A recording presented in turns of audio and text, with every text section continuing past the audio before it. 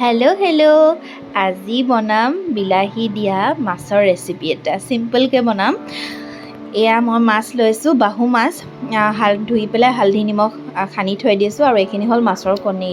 মাছৰ কণীখিনি বেয়াও লাগে দিয়কচোন, কিন্তু বেপাৰী দিছে কি কৰিব ন, বনাবতো লাগিবই। এতিয়া মই মাছখিনি ফ্ৰাই কৰিম। কিমান ধুনীয়া ন মাছখিনি। এয়া মই এতিয়া মাছ ফ্ৰাই কৰিব লৈছোঁ। ইয়াত ধুনীয়াকৈ মাছ ফ্ৰাই কৰি আছোঁ। আগতে মাছ ফ্ৰাই কৰিবলৈ নাজানো, মানে কেৰাহীত দিয়াৰ লগে লগে চব ভাঙি চিঙি আদায় হয়। এতিয়া কিন্তু অলপ অলপ মই পৰা হৈছোঁ।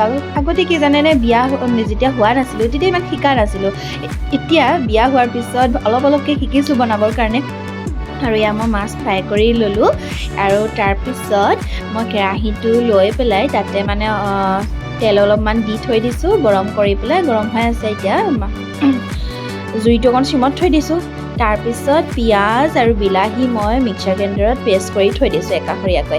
আৰু এতিয়া মই লৈছোঁ, হাততে লৈছোঁ আৰু এতিয়া মই পাঁচফোৰণ, মিঠি গুটি আৰু অকণমান হালধি নিমখ যিখিনি জোখমতে লাগে সেইখিনি দিছোঁ। অকণমান মিৰ্চ পাউডাৰ দি দিছোঁ, কাৰণ কালাৰটো যে হয় ধুনীয়া, সেইকাৰণে দিছোঁ। তাৰপিছত এইখিনি মই অকণমান ফ্ৰাই কৰি আছোঁ।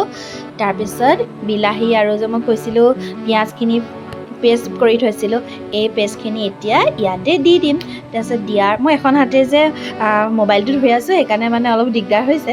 এতিয়া মই এইখিনি ফ্ৰাই কৰি ল'ম ভালকৈ। ধুনীয়াকৈ ফ্ৰাই কৰাৰ পিছত যেতিয়া ভালকৈ সিজিব আৰু অকণমান পানীটো নাইকিয়া হৈ যাব, তেতিয়া অলপমান গৰম উতলা পানী দিওঁ।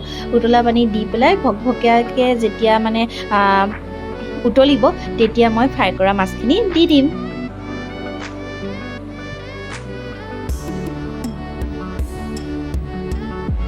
চাওক, এতিয়া এইখিনি দিয়াৰ পিছত ধুনীয়াকৈ উতল আহিছে আৰু মোৰ হৈ গ'ল ফিছ কাৰী ৰেডি।